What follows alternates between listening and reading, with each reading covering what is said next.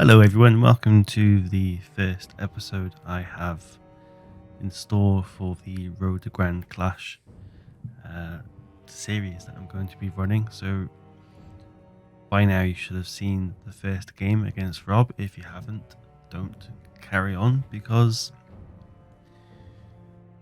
none of it's really going to make much sense. If you have seen it, you would have seen how much of an absolute shit show it was by me. I've never been that strong at building decks, but after the game, I realized I was playing a deck I had built for a Vanguard event, so that's why it was so limited. So lesson one: make sure you're playing with an actual appropriate deck for the format you wanted to play in. I did say to Rob it was a championship format, so I've only really got myself to blame. That being said, it's very easy to blame the deck, your deck in general, if things aren't going well, and I'm not really one to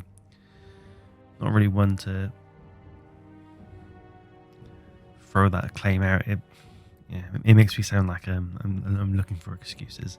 I didn't play that great either, but that's part of the series. Hopefully, over time, I'll get better and better, and it'll show. So, after some chat to Rob after the game, which is part of the video, I still continued chatting to him after that on Discord, and these are my first attempts at editing the deck. Again, I don't claim for it to be perfect in any stretch of the imagination. Obviously, as the season goes on, more cards will come out as well, so it might change in the future. I'd be surprised if it didn't change in the future when other cards come out with future expansions, with the Seraphon, I can't even remember what they're called, the Seraphon and the Vampires confirmed to be coming out, and there's Oryx, Ossiarch Bone Reapers, and Ideneth Deepkin left for the season, so there's plenty of opportunity for better and different cards to come out. But this is my first beginnings. So as a brief rundown, I have written a script because I'm that bored. So I won't try and put on like a fancy voice. The deck focuses on a mix of aggro in general as gaining primacy. Aggro and primacy go hand in hand for obvious reasons. But back in Shadespire days, I loved playing Magors because they were as click and point direct as a warband as you can get. You don't really have to think about it that much. Just throw them forward and do stuff. So this is more or less a repeat of that. So it's all about running forwards and killing the enemy nice and easy. There are a few end phase objectives that I can score without killing because it's a dice game. I know it's all about mitigating chance and risk, but for me it's a dice game first and foremost, so it needs to be a contingency plan. So I've got malevolent exploits, which I had in the first game, but it's just straightforward. Score this immediately after playing your third or subsequent power card. It's nice and easy. It's your opponent can't stop you scoring it. Easy peasy lemon squeezy. I also then put in Unafraid, which I'm not sure if I had it or not.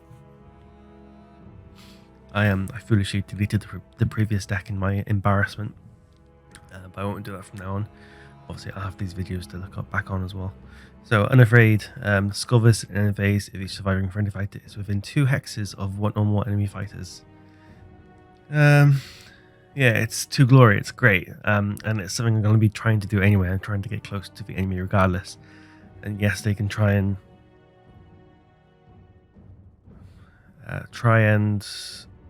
stop me from scoring it by using pushes and stuff, but hopefully they're going to try and stop me being on objectives. That's when they're going to use their pushes, and having I only have to be within 2 hexes, which is If I'm adjacent, they can't push me off unless they have Destruction and Nightmare in the Shadows. That's only one person. But then again, one person's enough to stop me scoring it. But it forces the issue, so I quite like it. And again, it's something that I can score without needing to roll dice. Easy peasy. Team effort is a no-brainer. I have 4 guys. I have 4 activations. Yeah, easy peasy. Again, I can go on guard if I really wanted to. The opponent can't stop me from doing it. And it scores. Easy peasy. So the deck, I feel, excels much better at just scoring passive glory and for being in my opponent's face, whereas before I was obviously a bit more reserved. This time I'm not going to worry about the whole desecrate mechanic too much. If it happens, great, but if not, a lot of my objectives also revolve around Kagra, so trying to do my best to keep her alive. So she'll be the target for the Voltron style. So I'll just stack all the upgrades on her, and that will be with this. Where is it? It's one where it's leader kills with leader. I think I dropped it. It's just too specific. Yeah, I'm pretty sure I dropped it. Raised Realm obviously plays to a desecration mechanic just to immediately counter what I just said, but it's only 2. And it should be fairly reliable. Should. The problem is obviously when it comes to reviewing the game against Rob, his deck was inadvertently such a hard counter against what I was planning to do anyway. It's very difficult to try and draw much more. There's no point me trying to create a deck to counter Rob, because I'm not going to play Rob again in this series anytime soon anyway. So, yeah, we'll see. In terms of gambits, the big changes are obviously Nightmare in the Shadows and Distraction, because I completely just forgot to bring those all together like a bloody idiot. And that also focuses on desecrating whilst keeping close to the opponent. So I have things like Speared On for the extra move. Where is it? Ravaging Advance, which is really cool. I say really cool. It's just a faction sidestep, but I suppose it has to go towards the enemy territory. But yeah, it's fine. Okay, like I said, it's extra movement and mobility. And Spectral Wings, obviously everyone knows it, everyone loves it. +2 move, you can't knock it. Makes me go from 3 to 5 or 4 to 6 if needs be.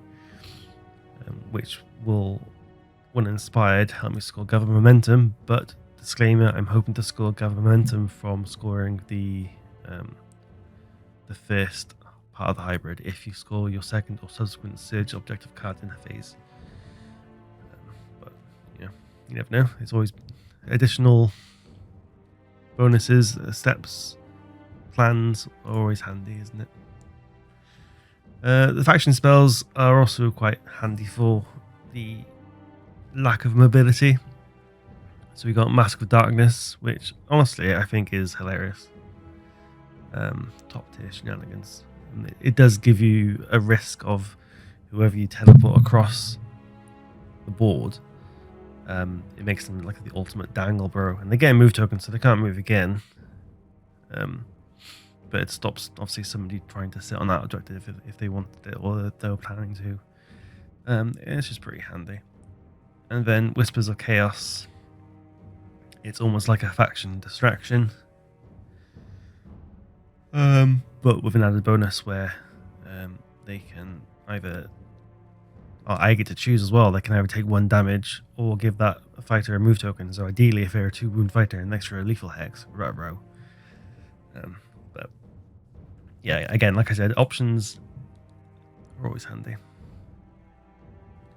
Yeah, like I said, Destruction and Nightmare in the Shadows are added to mitigate movement of 3 for me, because it's almost like a reverse movement 4, and it also messes up opponents trying to sit far away. Rob. Upgrades heavily rely on the faction cards, so obviously I've got 10 upgrades. I've got 5 faction cards, but they are pretty good. First and foremost, my favourite one is the Hellfire Sword. It's a sword that's on fire. It's also range 3. It's bonkers. I don't get it. I'm not complaining. It's range 3. It's brilliant. Great strength, savage strength, and ruinous might, which is basically great strength but fashion specific. And actually, do I still have it? No, I don't.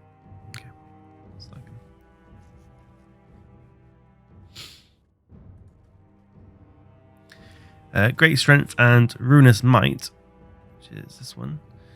It's the fashion specific great strength. On my juicy +1 damage cards to get Kagura up to 4 damage quickly, and when they get to 4 damage, or when she gets to 4 damage, should I say, she then becomes the. I don't have that card either, so.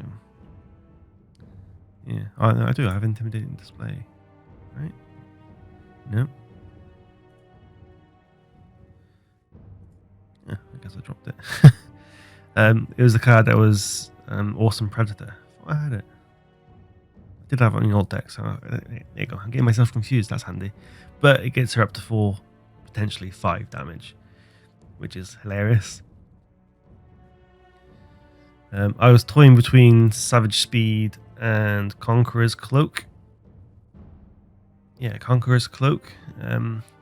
With the former winning due to it being a constant movement boost, even when I expect to be charging all the time. But again, it's all about having the options and the utility and the freedom of choice, not pigeonhole myself. Yeah, it's -1 defense, but only one guy goes to 2 defense anyway, so it's not the end of the world. Durability upgrades are obviously Great Fortitude, everyone knows it, and then bolstered by Hate, which is the faction Great Fortitude. No real surprises there. They'll go on Kagura to make her juicy. Yeah, she becomes a bigger target because she's now 6 wounds. But yeah, I don't know. I think I just prefer it. At least then.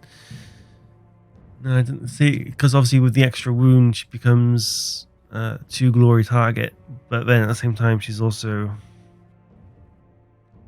a full-on commitment to kill stuff. So we'll see. I might change it. Amazon Spear replaces Saltuf Spear. I generally don't know why I had Saltuf Spear, and honestly when I saw it, that's when I started to think, is this my Vanguard deck? Because Amazon Spear is arguably better. Yeah, Saltuf Spear, you get the reroll if the target has a move token. But Amazon Spear does the same damage, same dice, same range, but you get extra glory if you kill him. So it's a bit of a no-brainer. Everyone knows it, everyone loves it. I also love Amazon Sword. But yeah, the range helps because they're only moving 3. So like I said, I'm not really going to be aiming to inspire these guys right away. I have Ritual Desecration to help with the inspire, and that will potentially be on Kagura if possible, but I'm not too bothered. But yeah, so that's the new deck, quote unquote. I think it's overall better balanced and has more, like I said, options, and I should be able to score. I think my biggest issue is whether or not, when I draw my first 3 objectives and 5 ploys, whether or not to get rid of them, because often than not I have like an end phase card and I think I should really hold on to that just in case, and that bricks me. I don't have enough courage, I'm not bold enough to get rid of it, because the annoying thing with Underworlds is that it doesn't just reshuffle back into your card, into your deck, you discard it completely, and that's just, it's a commitment that I'm scared of. But yeah, there you go. If you have any sort of inputs, disagreements, any humble changes, let me know. This will be my deck for the next game. But then if you do, obviously let me know. I'll change the deck for the game afterwards. I'll keep your considerations in consideration. So thank you very much, guys, and I will catch you in the next one. Bye.